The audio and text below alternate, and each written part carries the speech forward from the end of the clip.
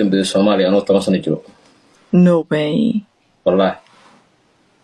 wiil maad ku laabanin كم الله بن oh no hadda ku laabasid maxaa dareemay mataqaanaa ani saa dareemaan kuu sheegayaa last year baan baxay markii ugu horeysay markaan horta elaboorka markaan ka tagtay dadka dhan madow ay u egyihiin elaboorka yariisu ila yahay meesha dhan ayada dhan si kaleeto gudaha markaa si fiican u dhex gashid oo markaa mataqaanaa 2 weeks oo kale markaa joogtid wadanka markaasaa waxaa noqonaya